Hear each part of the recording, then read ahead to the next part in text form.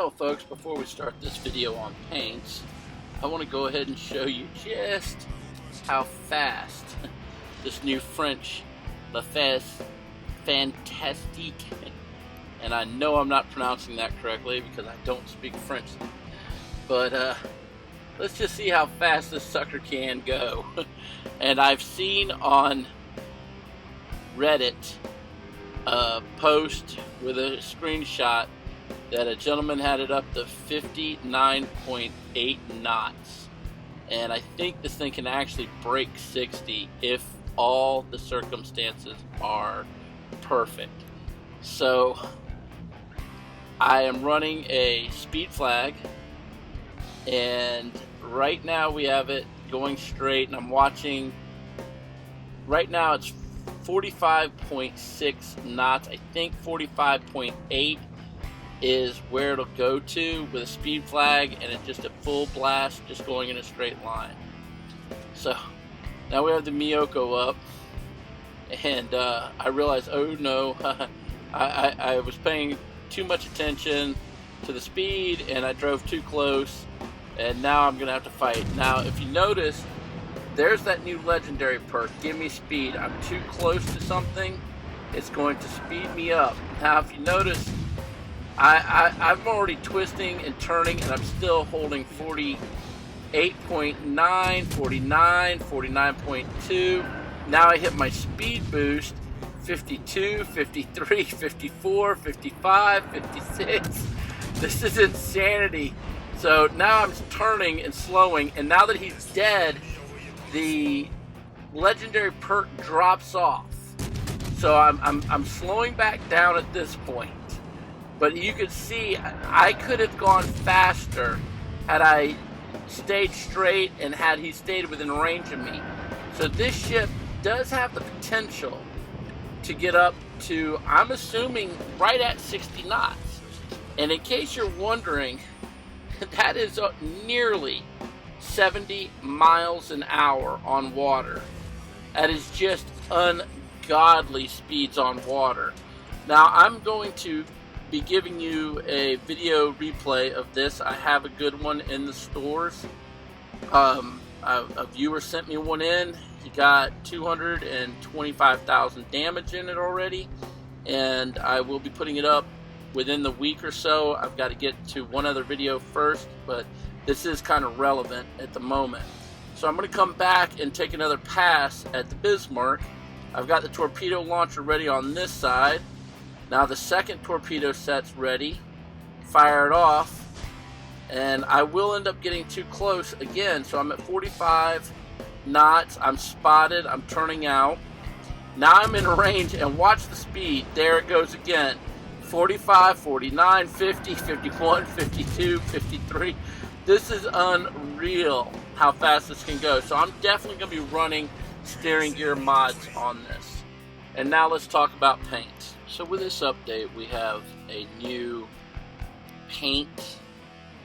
permanent paint skin way of creating paints for our ships.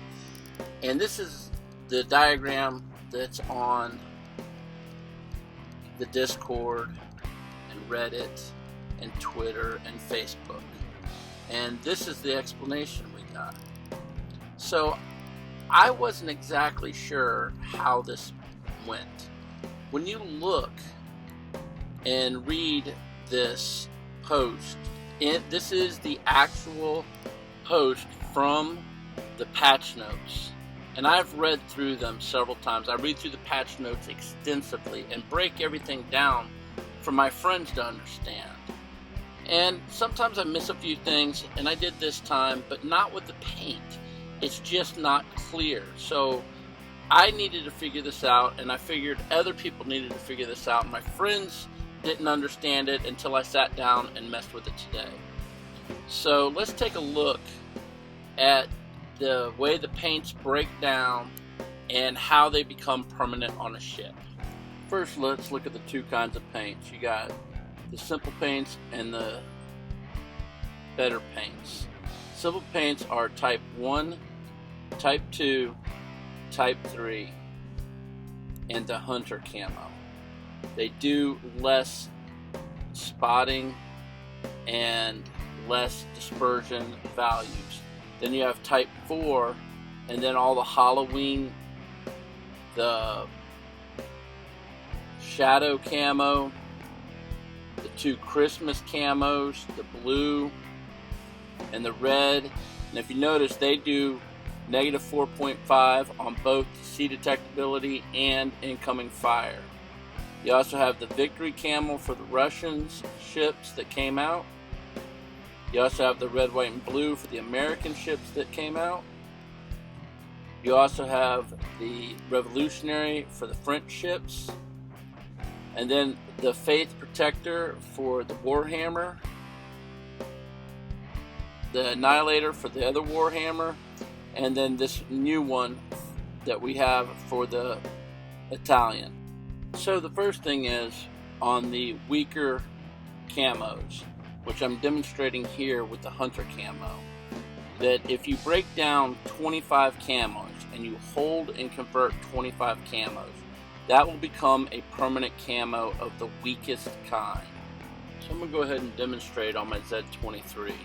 I've already broken down the 25 camos of the Hunter camo, and now you can see instead of it being negative 3%, it is now negative 0.5% for both sea detectability and incoming fire dispersion. Now, once we do this, now we have to melt 150 paints down to create the second stage. So I'll go ahead and do that for you and show you what it does. Now I am using the better grade camo. I'm using the blue Christmas camo. But to get the 150, I have to convert 22 camos to get 154. So now that I've converted them, you add them, and now you go up 1 percentage point. So now it's 1.5 for both sea detectability range and incoming fire. Now I need 250, and to convert that, I'll show you here. You need 36 to create 252 camouflages. Now we'll blend that back in. You blend it back in, and now you're up to the negative 3 on each one. Back to where you were, but again, now it's permanent. And now we're going to go ahead and blend the last set in, the 350, which takes 50 camos to do. Once these are done and you blend it in, now you get your full max range, and you get a star on it for showing you that it is a maxed out camouflage of 4.5 of each. And now you can see on the main page where I have the boat, it's got permanent camouflage star and Hunter camo now on my Z23. Now there is a difference in the amount that it costs for the 2 types of camo. Type 1, Type 2, Type 3, and the Hunter camo, again, are your cheapest camos. So it takes 25 to become a permanent camo, and then when you melt down 1 camo of the cheaper kind, you only get 3 paint buckets. Meaning for a permanent camouflage of the cheaper kind, maxed out, you'll need to spend 250 paints plus the original 25 to get the maximum. So a Type 1, Type 2, Type 3 or Hunter will take 275 paints to make a proper maximum paint. Now I'll show you the other paint.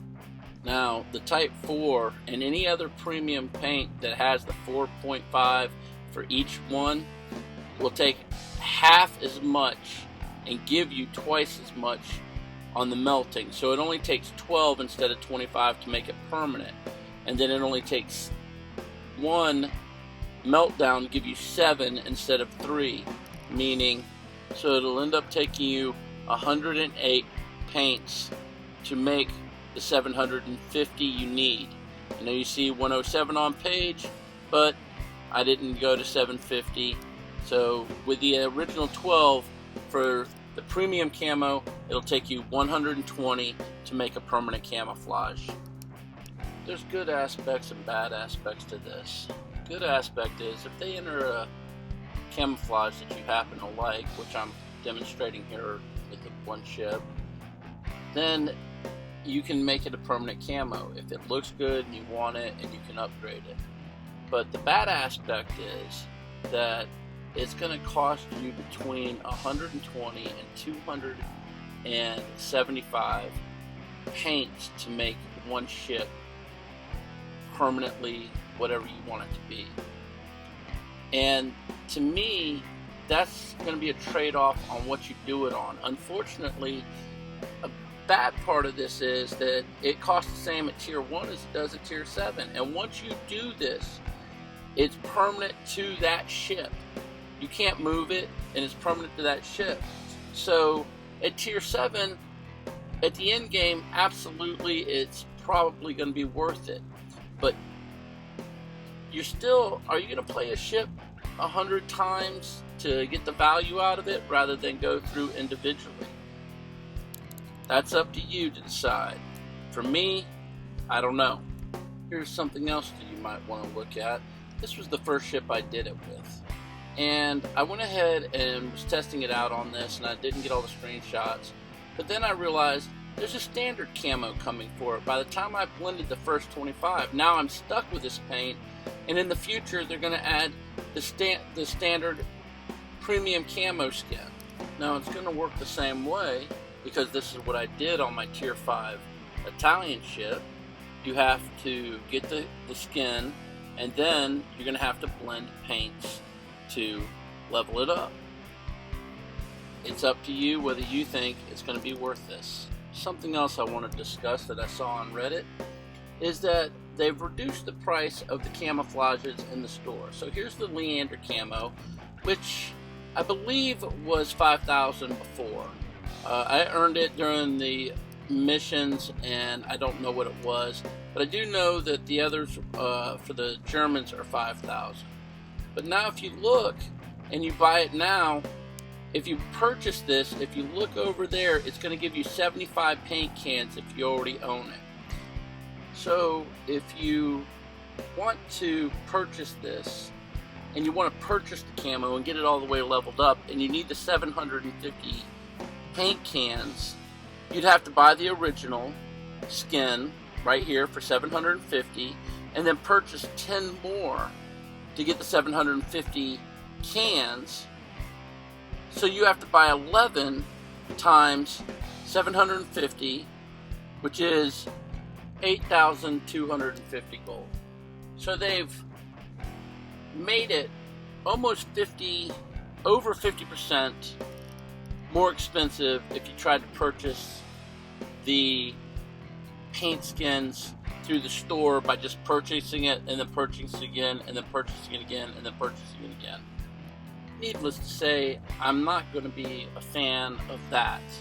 And I do purchase the skins. I bought all the German skins the way you see here. I'm not going to pay that price for them. So once you do get them, and you're just trying to casually play the game, well, how about buying camos for credits? Well, here you go. It's 900,000 credits to buy 2 Type 1 and a Type 2, which are your basic camos, which are going to take, remember, 250 camos. To do that, buying them this way, it's going to end up costing you 22.5 million credits to be able to make one permanent camo. It's only 18 million for a tier 7 ship to purchase. It shouldn't cost you more to paint it. So I've already done this to 4 of my ships, and part of it was to test it out, part of it was to understand it.